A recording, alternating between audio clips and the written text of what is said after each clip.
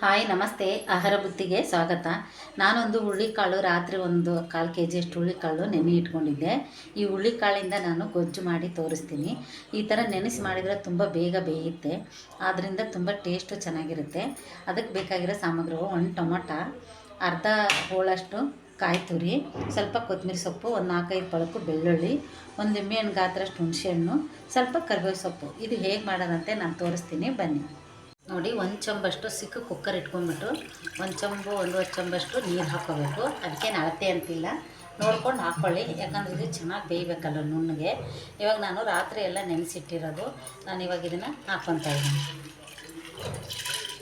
ನೋಡಿ, ಈ ಥರ ನಾವು ಎಲ್ಲ ಇದನ್ನು ಕಾಳು ಹಾಕ್ಕೊಂಡ್ಬಿಟ್ಟು ಹುರುಳಿಕಾಳು, ಇದರಲ್ಲಿ 1 ಟೊಮೊಟೊ, ಸ್ವಲ್ಪ ಉಪ್ಪು, ಸ್ವಲ್ಪ ಅರಿಶಿನ ಪುಡಿ ಹಾಕ್ಬಿಟ್ಟು ಇದನ್ನು ಒಂದು 3-4 ಸೀಟಿ ಹೊಡೆಸಿ ನಾವು ತೊಗೊಳ್ಳೋಣ. ಆಮೇಲೆ ಒಗ್ಗರಣೆ ಹೇಗೆ ಹಾಕೋದಂತೆ ನಾನು ನಿಮಗೆ ತೋರಿಸ್ತೇನೆ. ನೋಡಿ, ಇವಾಗ ಬೆಂದಿದೆ. ನೋಡಿ, ಅಷ್ಟು ನೆನೆಸಿ ಬೇಯಿಸಿದ್ರೂ ಬೆಂದಿಲ್ಲ. ಇವಾಗ ನಾವೇನು ಮಾಡಬೇಕಂದ್ರೆ ಇದನ್ನು ನೀರು ಸ್ವಲ್ಪ ಬಸ್ಕೊಂಡ್ಬಿಟ್ಟು ನಾವು ಬೇಳೆ ಮುಗ್ಚೋದಾದರೂ ತೊಗೋಬೋದು, ಇಲ್ಲ ಸ್ಪೂನಿಲಾದರೂ ತೆಗಿಬೋದು, ಇಲ್ಲ ಅಂದರೆ 1 ಲೋಟ ತೊಗೊಂಡು ನಾವು ಮುಗಿಸ್ಬೇಕು. ಈ ಥರ ನಾವು ನೀರು ಈ ಥರ ಬಸ್ಕೊಂಡ್ಬಿಟ್ಟು,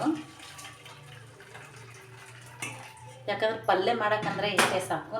ನೋಡಿ, ಈ ಥರ ಗ್ಲಾಸ್ ಆದರೂ ತೊಗೊಂಡ್ಬಿಟ್ಟು, ತುಂಬ ಈಜಿ ಇದು. ಈ ಗ್ಲಾಸಿಲೇ ಈ ಥರ ನಾವು ಬೇಳೆ ಈ ಥರ ಮುಗ್ಸ್ಕೋಬೇಕು. ಬೇಳೆ ಮುಗ್ಚೋದಾದರೂ ತೊಗೊಂಡು ಮಾಡ್ಕೊಳ್ಳಿ. ಬೇಳೆ ಮುಗ್ಚೋದಿಲ್ಲ ಅಂದ್ರೆ ಒಂದು ಗ್ಲಾಸ್ ತೊಗೊಂಡ್ಬಿಟ್ಟು ನೀವು ಈ ಥರ ನೀವು ಮುಗಿಸ್ಬೋದು. ಯಾಕಂದ್ರೆ ಬರೀ ಹುರುಳಿಕಾಳು ಬೇಯಿಸೋಕ್ಕೆ ಹೋದರೆ ಅದು ಬೇಗ ಬೇಯೋದೇ ಇಲ್ಲ. ನೆನೆಸಿರೋದಾದರೆ ತುಂಬ ಬೇಗ ಬೇಯುತ್ತೆ, ತುಂಬ ಚೆನ್ನಾಗೂ ಆಗುತ್ತೆ. ನೋಡಿ, ಎಷ್ಟು ಚೆನ್ನಾಗಿ ಬೆಂದಿದೆ ಇದು. ಇವಾಗ ನಾನು ಇದನ್ನು ಒಗ್ಗರಣೆ ಹಾಕಿ ನಿಮಗೆ ತೋರಿಸ್ತೀನಿ, ಬನ್ನಿ. ಅದು ಹುರುಳಿಕಾಳು ಬೇಯಿದ್ರಾಗೆ ನಾವೊಂದು ಮಸಾಲ ರೆಡಿ ಮಾಡ್ಕೊಳ್ಳೋಣ. ನಾನು ಕಾಯಿ ತುರಿದಿಟ್ಟಿದ್ದು ಇದೊಂದು ಬಟ್ಲು ಕಾಯಿ ತುರಿ ಹಾಕ್ಕೊತಾ ಇದ್ದೀನಿ. ಇವಾಗ ಸ್ವಲ್ಪ ಬೆಳ್ಳುಳ್ಳಿ, ಒಂದು ನಿಂಬೆಹಣ್ಣು ಗಾತ್ರಷ್ಟು ಹುಣಸೆಹಣ್ಣು ಅಂದಲ್ವ, ಹುಣಸೆಹಣ್ಣು, ಒಂದು ಅರ್ಧ ಸ್ಪೂನಷ್ಟು ಜೀರಿಗೆ, 1-1.5 ಸ್ಪೂನಷ್ಟು ನಾನು ಚಿಲ್ಲಿ ಪೌಡ್ರ್ ಹಾಕ್ತಾಯಿದ್ದೀನಿ. ನೀವು ಖಾರ ನೋಡ್ಕೊಂಬಿಟ್ಟು ನೀವು ಹಾಕ್ಕೋಬೋದು. ಹಾಕ್ಕೊಂಬಿಟ್ಟು ಇವಾಗ ಕೊತ್ತಂಬರಿ ಸೊಪ್ಪು ಹಾಕಿ ಇವಾಗ ನಾನು ಇದನ್ನು ರುಬ್ಕೊಂಬರ್ತೀನಿ, ಬನ್ನಿ. ನೋಡಿ, 1 ಸ್ಪೂನ್ ಎಣ್ಣೆ ಹಾಕಿದ್ದೀನಿ, ಇನ್ನೊಂದು ಸ್ಪೂನ್ ಎಣ್ಣೆ ಹಾಕ್ತಾಯಿದ್ದೀನಿ. 2-3 ಸ್ಪೂನ್ ಎಣ್ಣೆ ಹಾಕ್ಕೋಬೇಕು. ಎಣ್ಣೆ ಕಾಯ್ದ ನಂತರ ಸ್ವಲ್ಪ ಸಾಸಿವೆ, ನಾವು ರುಬ್ಬಕ್ಕೆ ಜೀರಿಗೆ ಹಾಕಿದ್ದೀವಿ, ಹಾಕೋದೇನು ಬೇಡ. ಇವಾಗ ಒಂದು ಚಿಕ್ಕದಾಗಿ ಈರುಳ್ಳಿ,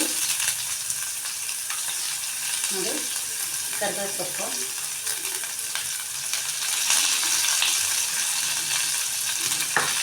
ಹಾಕಿಬಿಟ್ಟು ಸ್ವಲ್ಪ ಫ್ರೈ ಮಾಡೋಣ.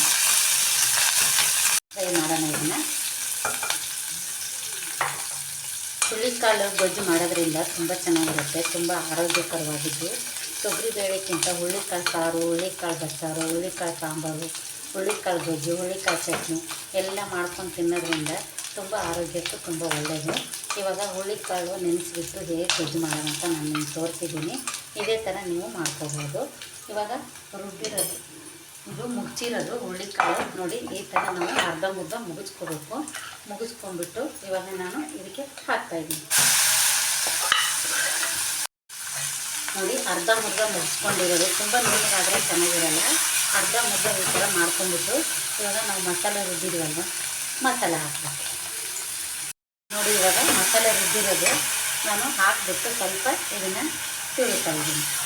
ನೀವು ಖಾರ ಉಪ್ಪು ನೋಡಿಕೊಂಡು ಹಾಕ್ಕೋಬೋದು. ಇನ್ನು ನಿಮ್ಗೆ ಎಷ್ಟು ಗಟ್ಟಿ ಬೇಕೋ, ಏನು ತೆಳ್ಳಗೆ ಬೇಕೋ ನೋಡಬೇಕು. ನಾನು ಇನ್ನೊಂದು ಸ್ವಲ್ಪ ನೀರು ಹಾಕಿ ನಾನು ತೋರಿಸ್ತೀನಿ. ನೋಡಿ, ಹುರುಳಿಕಾಳು ಕಟ್ಟು ಬಸ್ತಿದ್ದೀವಲ್ವ, ಅದನ್ನೇ ನಾನು ಜಾರ್ ತೊಳ್ಕೊಂಬರ್ತೀನಿ, ಬನ್ನಿ. ನೋಡಿ, ಇವಾಗ ಜಾರ್ ತೊಳೆದಿರೋದು ನೀರು ನನಗೆ ಎಷ್ಟು ಬೇಕು ಅಂತ ನಾನು ಅಷ್ಟು ಹಾಕ್ಕೊತಾ ಇದ್ದೀನಿ.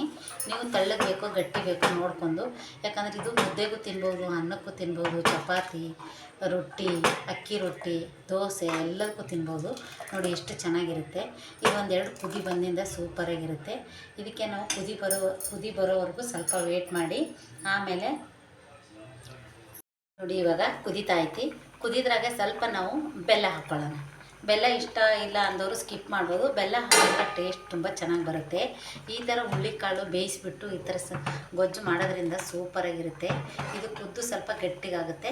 ಆವಾಗ ನಾವು ಮುದ್ದೆಗೆ, ಅನ್ನಕ್ಕೆ, ಚಪಾತಿಗೆ, ದೋಸೆಗೆ ಎಲ್ಲದಕ್ಕೂ ತಿನ್ಬೋದು. ಈ ಥರ ಒಂದು ಹುಳ್ಳಿಕಾಳು ಗೊಜ್ಜು ಮಾಡಿಕೊಂಡು ನೀವು ಟ್ರೈ ಮಾಡಿ ನೋಡಿ ಹೇಗಿರುತ್ತೆ ಅಂತ ನಿಮಗೆ ಗೊತ್ತಾಗುತ್ತೆ. ಈ ಸ್ವಲ್ಪ ಕುದೀಲಿ, ಇನ್ನೊಂದು ನಿಮಿಷ ಕುದಿಯೋವರೆಗೂ ನಾವು ಮುಚ್ಚಳ ನೋಡಿ. ಹುಳ್ಳಿಕಾಳು ಗೊಜ್ಜು ರೆಡಿಯಾಗಿದೆ.